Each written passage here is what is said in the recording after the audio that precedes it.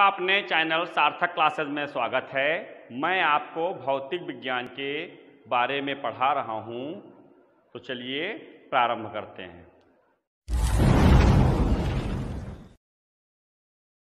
प्रिय छात्रों, आज हम इस वीडियो में ये देखेंगे पाठ तरंग प्रकाशिकी तथा हाइगेंस का सिद्धांत। ये भौतिक विज्ञान भाग 2 का पाठ है।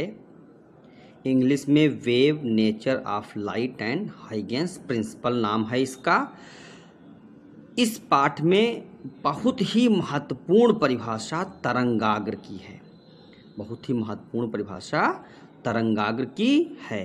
तरंगाग्र क्या है, यह कितने प्रकार का होता है, तरंगाग्र जो है वो क्या है, यह कितने प्रकार का होता है, ये लगातार पूछा गया है। सभी सनों का वर्णन हमने कर रखा। ये हर साल क्वेश्चन पूछा जाता है। इसका मतलब यह प्रश्न बहुत ही इम्पोर्टेंट है आपके लिए।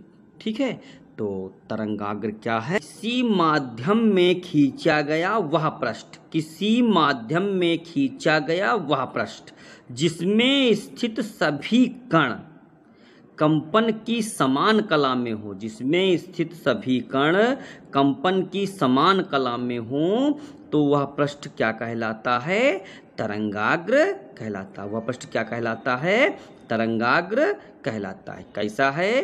किसी माध्यम में खींचा गया वह पृष्ठ जिसमें स्थित सभी कण कंपन की समान कला में हो, जिसमें स्थित सभी कण कंपन की समान कला में हो, तरंगाग्र कहलाता है। तरंगाग्र कहलाता क्या है? किसी माध्यम में खींचा गया वह पृष्ठ जिसमें स्थित सभी कण कंपन की समान कला में हो, तो वह पृष्ठ क्या कहलाता है? तरंगाग्र कहलाता है। तरंगाग्र निम्नलिखित प्रकार के होते हैं। तरंगाग्र के जो संभव प्रकार हैं कक्षा 12 के अकॉर्डिंग, वो 3 प्रकार के हैं: समतल तरंगाग्र, गोलीय तरंगाग्र और बेलनाकार तरंगाग्र। इनकी परिभाषाएं आपको नहीं पढ़नी है, केवल इनके बारे में ही, केवल नाम ही इनके जानने हैं, बस इतना ही पढ़ना है। अगला महत्वपूर्ण क्वेश्चन है, हाइगेंस का तरंग सिद्धांत क्या है, इसे समझाइए। ये भी पूछा गया है 2012, 14, 15, 16, 20 में। ठीक है, बीच में कुछ सनों में नहीं आया है। ठीक है, हो सकता हमें जानकारी ना हो, क्योंकि ये सारे जो सन लिखे हैं ये अनुसार के अनुसार लिखे हुए हैं। 2020 में मैं कॉपी चेक करने गया था, तो वहाँ सेट मिला हुआ था, उसमें क्वेश्चन पूछा गया था। ठीक है, तो हम लोग हाइगेंस का तरंग सिद्धांत पढ़ेंगे। तो हाइगेंस का तरंग सिद्धांत बहुत ही महत्वपूर्ण है आपके लिए, इसको आप बहुत आसानी से समझेंगे। हाइगेंस ने बताया क्या? हाइगेंस ने ये बताया कि प्रकाश तरंगों के रूप में चलता है। प्रकाश कैसे चलता है? तरंगों के रूप में चलता है। प्रकाश कैसे चल रहा है? तरंगों के रूप में चल प्रकाश तरंगों के रूप में चलता है। ये तरंगे प्रकाश स्रोत से निकलकर, ये तरंगे क्या हैं? प्रकाश स्रोत से निकलकर सभी दिशाओं में चलती हैं, सभी संभव दिशाओं में चलती हैं। मतलब जहाँ जहाँ इनकी संभावना है, जहाँ ये चल सकती हैं, वहाँ वहाँ चलती हैं।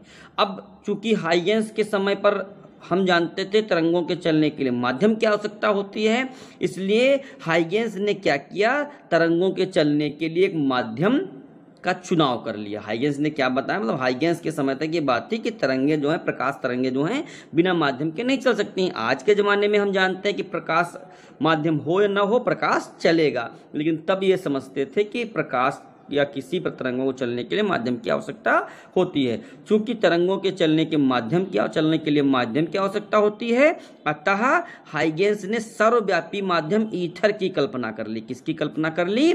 ईथर की कल्पना कर ली, और यह माना कि ईथर जो है वो भारहीन है, सभी पदार्थों में प्रवेश कर सकता। तो इन्होंने क्या माना हाइगेंस ने? कि प्रकाश तरंगों के रूप में चलता है, और ये तरंगे प्रकाश स्रोत से निकलकर सभी दिशाओं में चलती हैं। चूंकि तरंगों के चलने के लिए माध्यम की आवश्यकता होती है, अतः हाइगेंस ने सर्वव्यापी माध्यम ईथर की कल्पना की, और यह माना कि यह भारहीन है, सभी पदार्थों में प्रवेश कर सकता है, और प्रकाश संचरण के इसमें सभी गुण होते हैं, और प्रकाश संचरण के इसमें सभी गुण होते हैं। ठीक है, सभी पदार्थों में प्रवेश कर सकता है, और प्रकाश संचरण के इसमें सभी गुण जो हैं वो होते हैं। ईथर का घनत्व भी बहुत कम होता है। ईथर का घनत्व क्या होता है? बहुत कम होता है। ठीक है, ईथर का घनत्व बहुत कम होता है।